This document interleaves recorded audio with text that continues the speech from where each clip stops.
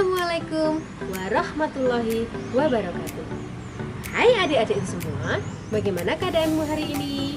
Semoga selalu sehat dan selalu dalam lindungan Allah Subhanahu wa Ta'ala.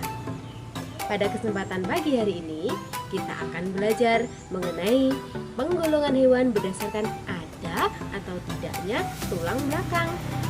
Perhatikan penjelasan berikut ini ya.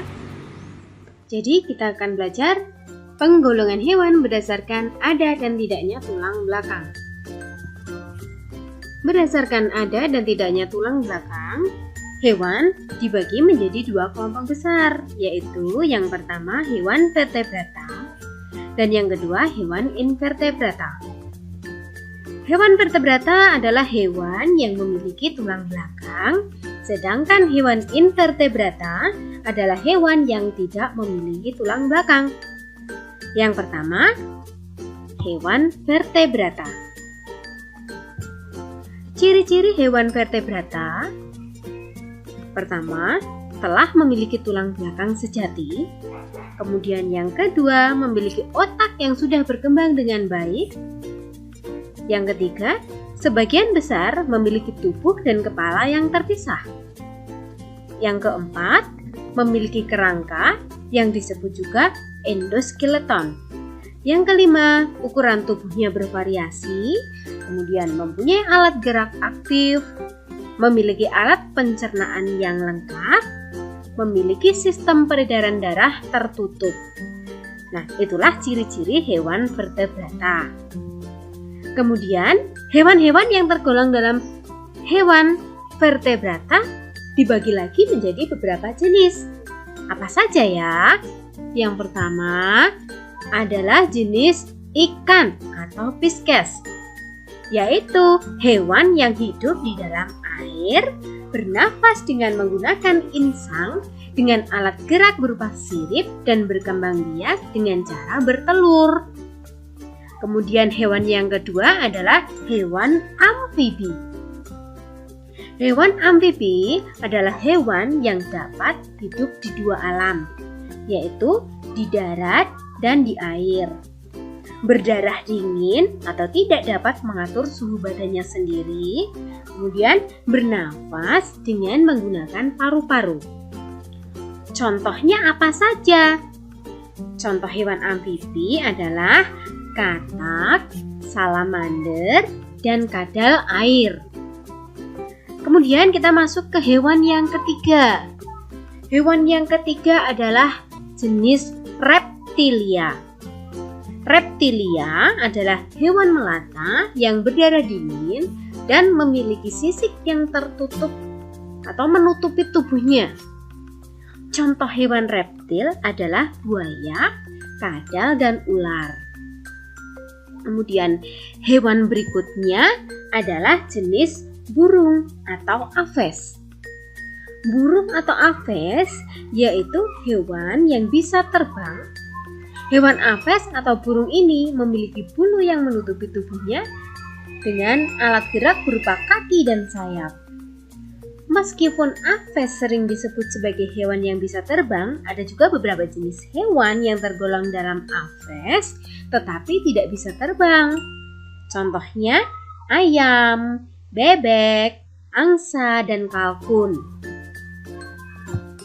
Hewan berikutnya, hewan terakhir adalah mamalia. Mamalia adalah hewan menyusui, yaitu hewan yang memiliki kelenjar susu atau hewan betina yang berfungsi untuk menghasilkan susu sebagai sumber makanan anaknya. Hewan mamalia pada umumnya adalah hewan yang berdarah panas dan bereproduksi secara kawin. Hewan menyusui atau mamalia ini ada yang hidup di darat dan ada juga yang hidup di air.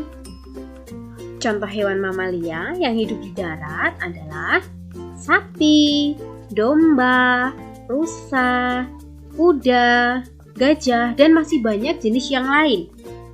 Sedangkan hewan mamalia yang habitatnya atau tempat hidupnya di air, betul contohnya adalah paus, lumba-lumba, dan duyung. Kemudian kita masuk ke jenis hewan atau golongan hewan yang kedua adalah invertebrata atau hewan yang tidak memiliki tulang belakang. Ciri-ciri invertebrata diantaranya yang pertama, tidak mempunyai tulang belakang. Kemudian yang kedua, hewan invertebrata pada dasarnya mempunyai ukuran kecil sebab tidak memiliki struktur yang begitu kompleks dalam tubuhnya. Kemudian yang ketiga, hewan invertebrata ini tidak mempunyai tulang endoskeleton keras. Kemudian yang keempat, invertebrata merupakan suatu organisme multiseluler, akan tetapi tidak memiliki dinding sel. Yang kelima, invertebrata bereproduksi dengan secara seksual gamet jantan dan gamet betina. Yang keenam, invertebrata berhabitat di seluruh belahan dunia. Mereka mampu untuk bertahan hidup cukup lama sebab mudah menyesuaikan dengan lingkungannya. Kemudian yang ketujuh, invertebrata juga termasuk hewan heterotrof. Adalah hewan konsumer yang tidak bisa untuk membuat makanannya sendiri. Kemudian yang kedelapan, kebanyakan hewan porifera tersebut dapat bergerak kecuali porifera dewasa. Yang kesembilan, hewan invertebrata memiliki kerangka luar. Kemudian yang terakhir, hewan invertebrata tidak memiliki kerangka dalam atau internal yang berupa tulang. Nah, itulah ciri-ciri dari invertebrata. Kemudian kita masuk ke contoh hewan invertebrata. Yang pertama adalah filum Arthropoda. Contoh yang kedua adalah filum Mollusca. Yang ketiga, filum Annelida. Yang keempat, filum Nematoda. Yang kelima, filum Platyhelminthes. Yang keenam, filum Stenophora. Yang ketujuh, filum Cnidaria. Kemudian yang kedelapan, filum Porifera. Dan yang terakhir adalah filum Protozoa. Nah, itulah tadi penjelasan mengenai hewan vertebrata dan hewan avertebrata.